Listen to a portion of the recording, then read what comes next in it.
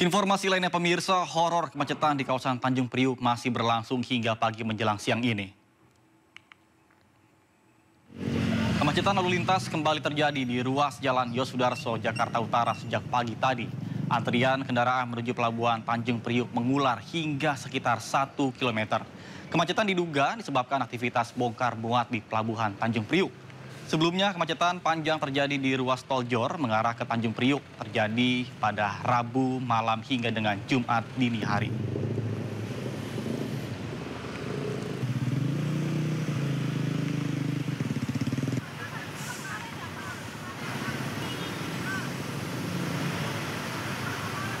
Ke kanan masuk tol, ke kiri kemana?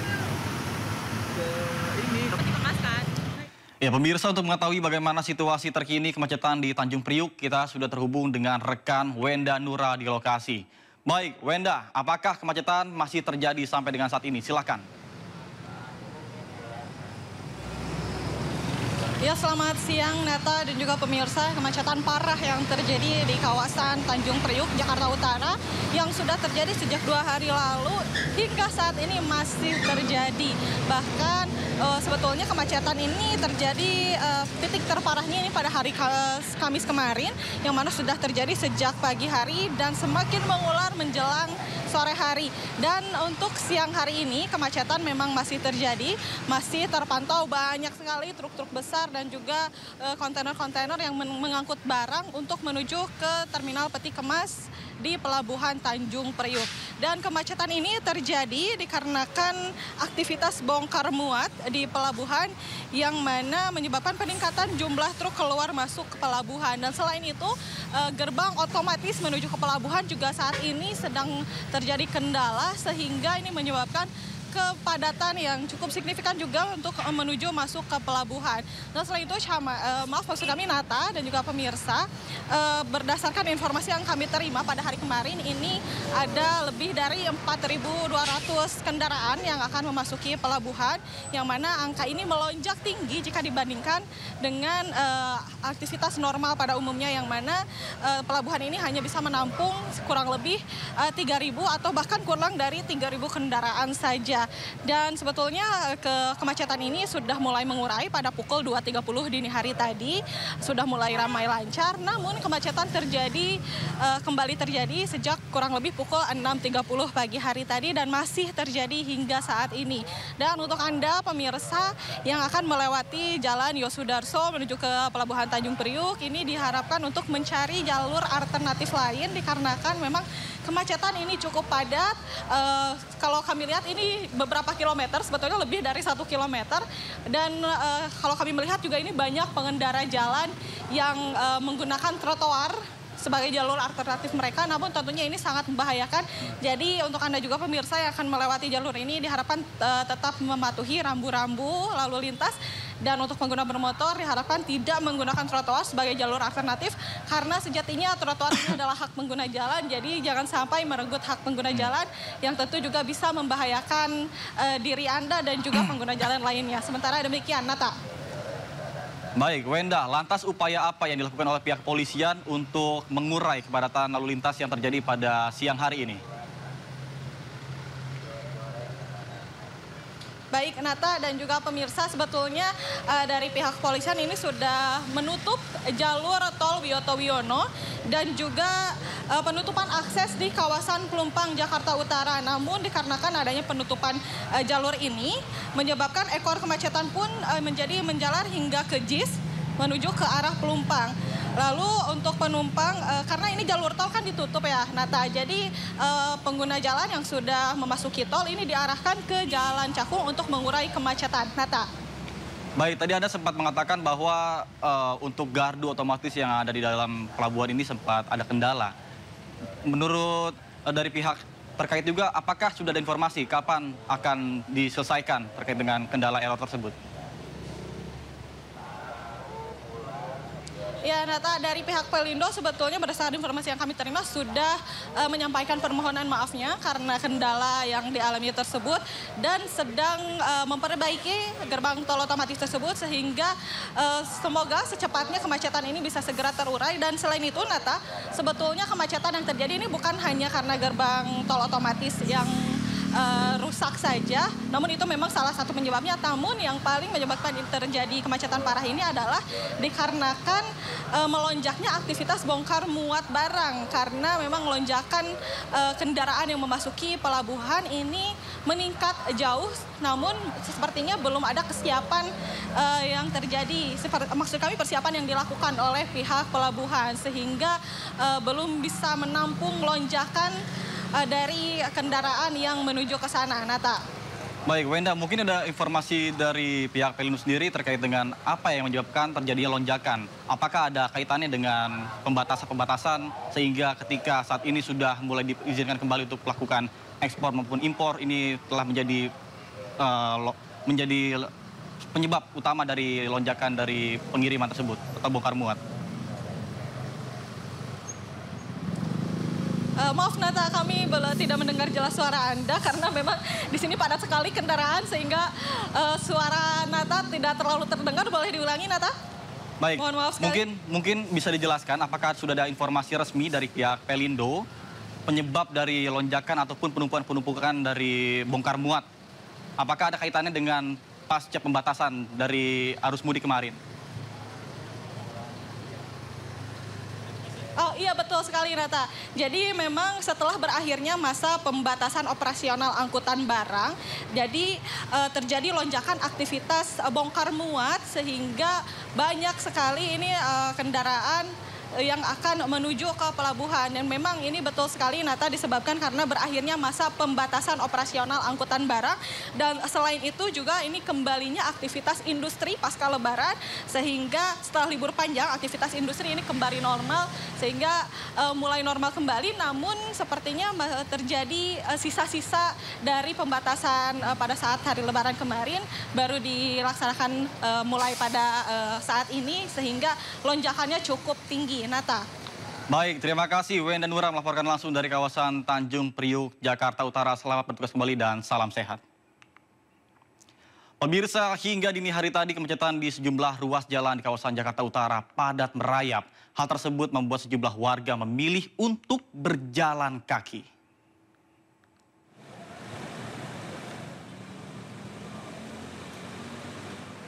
Beginilah kondisi kemacetan yang berada di ruas Jalan RE Marta Dinata, Tanjung Priok, Jakarta Utara pada Jumat dini hari. Kendaraan truk maupun mobil pribadi tak bergerak selama berjam-jam akibat adanya bongkar muat di kawasan Pelabuhan Tanjung Priok. Pengendara motor pun memilih jalan alternatif hingga melawan arah agar tidak terkena kemacetan. Sejumlah warga penumpang taksi online terpaksa turun di jalan dan memilih berjalan kaki hingga memesan ojek online agar cepat sampai tujuan. Tadi dari Kota Tua mau ke Tanjung Priok. Tanjung Priok keperluannya apa, Mbak? Mau kosan di sana. Oh, kosan di sana. Sama siapa, Mbak? Sama teman. Tadi naik apa? Ini naik gokar, tapi udah hampir sejam itu nggak jalan-jalan. Jadi mau pindah ke Gojek, Korea. Karena macet total, nggak bergerak sama sekali. Jadi kalau kita nyalakan mobil juga malah bensinnya udah. Nggak berani masuk tol juga berarti ya, Bang? Nggak berani, karena total berhenti di atas gitu. Tak hanya di ruas Jalan RE Marta Dinata, kemacetan yang paling parah juga terjadi di persimpangan antara Jalan Sulawesi dan Jalan Yos Sudarso, atau tepatnya di Pos 9 pintu masuk GICT Pelabuhan. Petugas kepolisian yang juga berada di lokasi berupaya mengatur arus lalu lintas hingga mengatur keluar masuknya truk kontainer yang ingin masuk ke pelabuhan. Dari Jakarta, Rizky Falufi, iNews melaporkan. Pemirsa, untuk mengetahui informasi terkini soal kemacetan di Tanjung Priuk, kita sudah terhubung dengan Direktur Eksekutif Regional 2 Pelindo, ada Bapak Derajat Sulistyo. Selamat siang, Pak. Apa kabar?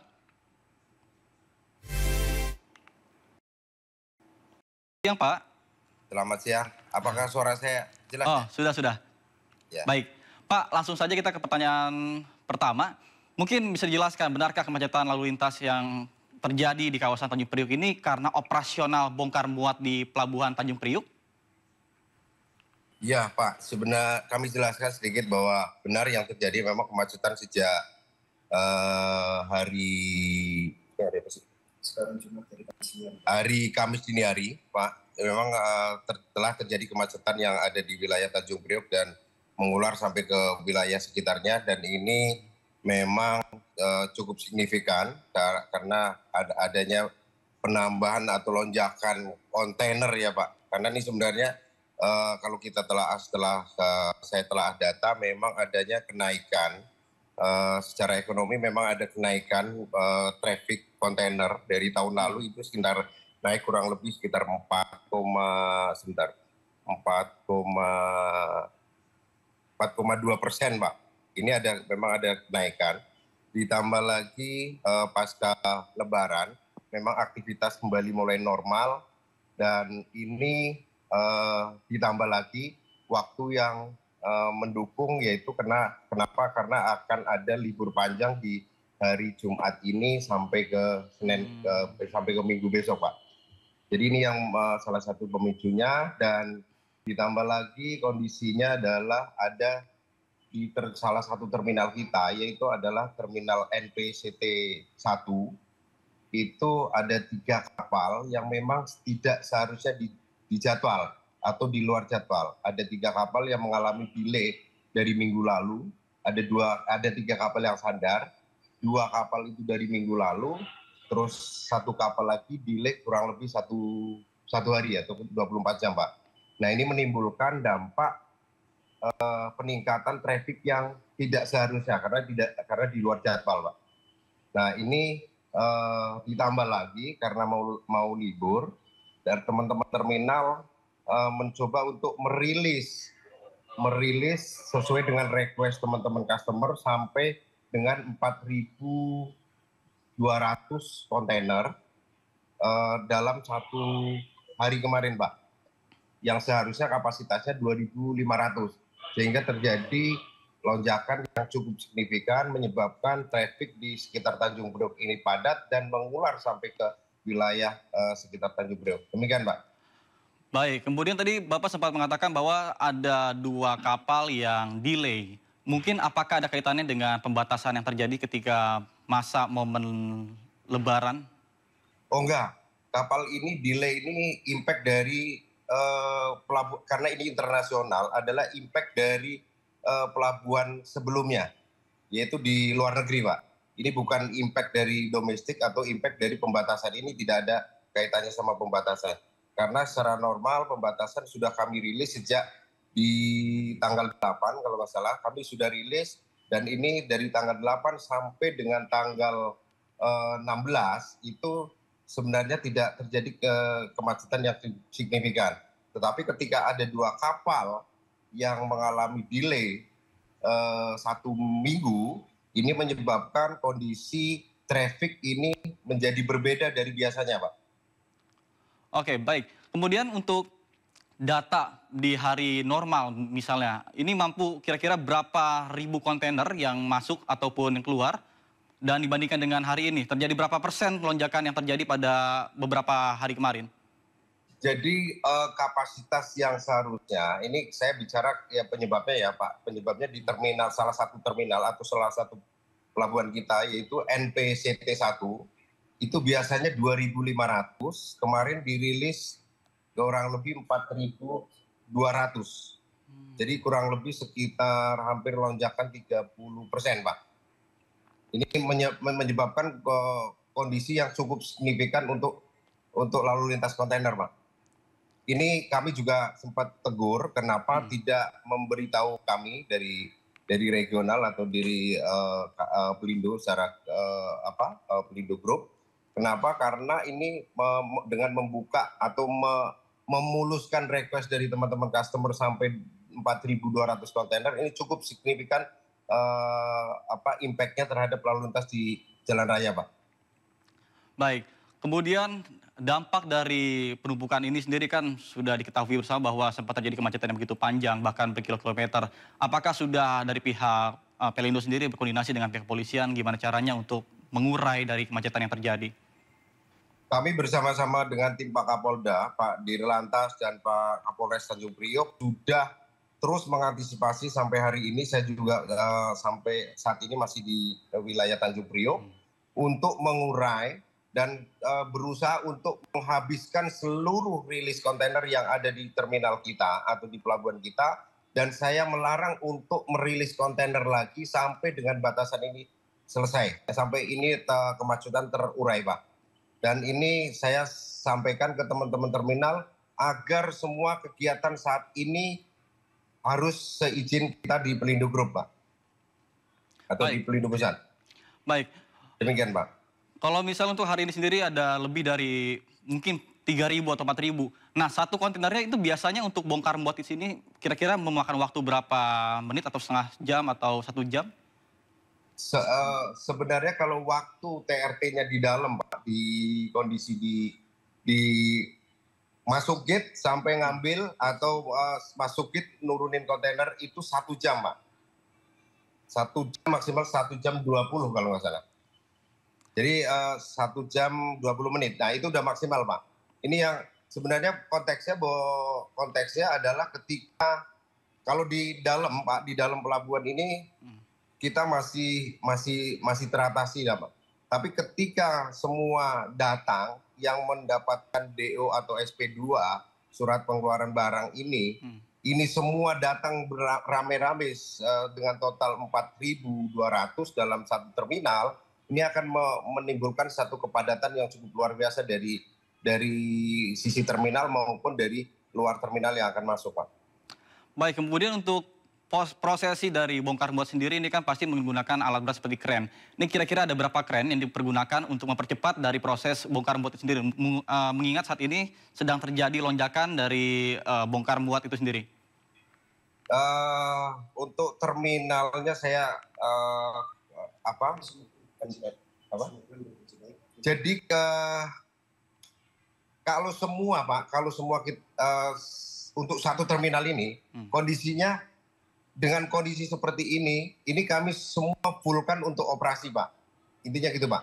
Jadi yang masalah sebenarnya bukan di kondisi di dalamnya apakah ini terlayani atau tidak terlayani, tetapi kondisi mau masuk terminalnya atau masuk ke pelabuhannya yang menjadikan ngejam, Pak. Oh. Jadi kalau di dalamnya sekali masuk muter itu memang kondisinya ini lancar, Pak, lancar di dalamnya. Dan ditambah di gate pun, sistem di gate kami itu juga tidak mengalami kendala.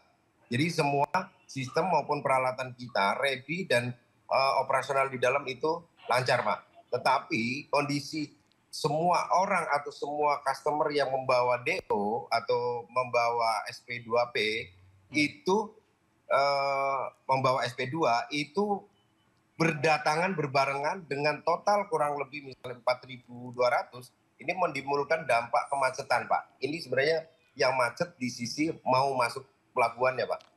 Oke. Mungkin terkait dengan waktu, pukul berapa saja kira-kira yang menjadi jam-jam krusial banyaknya kendaraan ataupun kontainer-kontainer yang masuk ke dalam pelabuhan? Apakah pada malam hari sekitar pukul berapa ataupun di siang hari pukul berapa?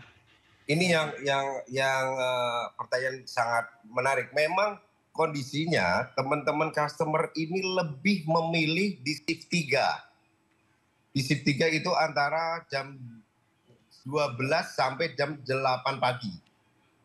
Nah, ini menimbulkan dampak yang luar biasa ketika mereka dengan mindset sama memilih di